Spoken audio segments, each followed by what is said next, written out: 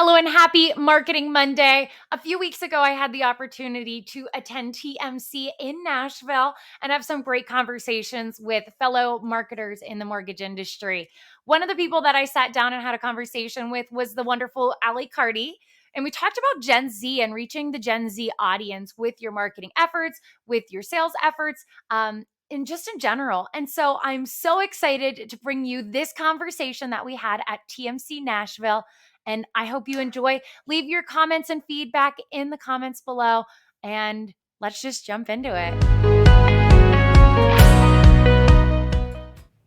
Hello and happy Marketing Monday. I'm here with Ally Carty of ActiveComply. Hey, Allie, how are you enjoying TMC?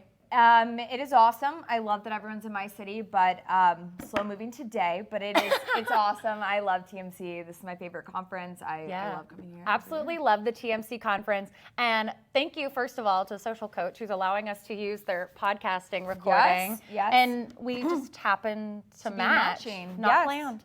But so we're talking about today, like, how do you use your strategy to reach the right audience? How do you, in your case, when you talk about Gen Z, how do we reach this new, larger audience with Gen Z, young millennials, and reach that first-time home buyer?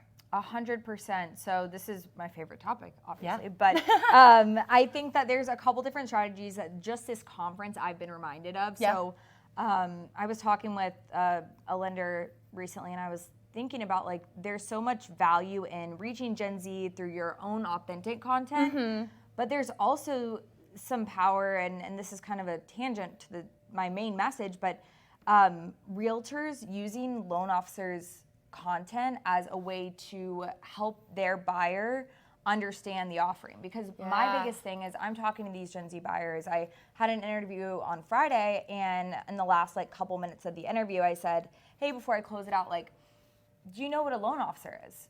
And mind you, this young man, he's 21, he's essentially my little brother, and he's like, nope. And I was like, oh my gosh, are you kidding? I was like, do you know what a realtor is? And he goes, yeah. Is a loan officer just basically a realtor but with mortgages? And I was like, kind of, but how does our industry better break down that term of loan officer for the consumers to understand? So creating content that way, but also working with realtors to be like, hey, listen, this is who we not work with, but hey, listen, check out his Instagram. He talks about first-time home buyers, his success stories. So really working with a realtor, that's a good strategy, I think. But also just being authentic. I think. And I love what you're talking about with the authenticity, because when it comes to your overarching brand or your brand strategy, it all should be based on authenticity. We're talking about how are you different? And that's your people. That's what you do differently than your competitors. And so I know a lot of brands are afraid to put their people out because they're worried, they'll get poached or this or that, all the reasons that you would have to be a little worried about putting people out there. But that's what people want to see. They buy from people. Yeah. And so having that authentic presence makes it relatable. And, I have noticed, I have a younger brother who's a Gen Z, and they can smell when you're being unauthentic. Oh, 100%. You can detect it. So always showing up as your true self and not saying things that aren't true about your brand. Be all speaking the same language. If you're saying something in marketing, your sales should be saying it too. Yeah, absolutely. And I think it's also important to give your loan officers, hey, you're allowed to do this. This is your brand, your voice. And I think that the more consumers that see that and they're like, oh my gosh, I want to work with them because they sound like me. They aren't going to talk to me about LLPAs. Have you seen the LLPA ones? That's so overwhelming as a consumer. I had a conversation where one of my best friends here was like, oh my gosh, I think that the mortgage industry is just so intimidating. And it's why? She's like, well, there's all these acronyms and then also these people who have all this knowledge, but I don't understand it. And it's I don't want to talk to them about it because I don't want to sound stupid. Yeah. I think one of the biggest things I take away from what you're just saying is remember what it was like the first time that you heard all these terms and the first time that you walked into the mortgage industry. And although it's changed, the foundation is still there. You have to be able to explain it like it's the first time they're hearing it. 100%. And so if you can build that into what you're doing online, you have a win-win there. 100%. We get borrowers educated and we get brands making a presence. We get LOs making a presence, realtors. So 100%. And I think really one thing that I got from the conference is people are like, where do we start?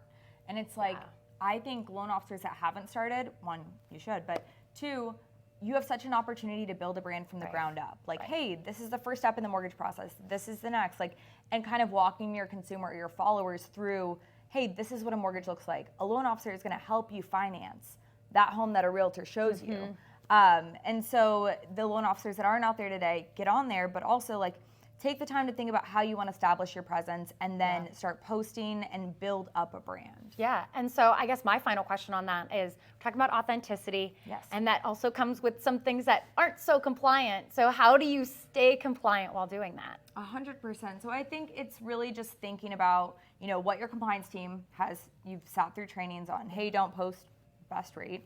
But also, like, if you need to have disclosures in your bio, have them there, have your NMLS number there, because regulators are out there looking, and we actually get to hear from the director of the CFPB later. Yes. So I'm excited to hear his take, and we'll be sure to update if there's anything on social media that's discussed. But yeah, just being compliant, just also being aware of RESPA, TILA, UDAP, like anything out there that could potentially get you in trouble, because compliance isn't fun, but you have to have it to keep your license. So. Yeah. And if you need somebody to check it, reach out to ActiveComply. But thank you so much, Allie. It was great talking to you, and enjoy TMC in Nashville. Thank you. Yes, it's so nice to see you in person. So good to see you.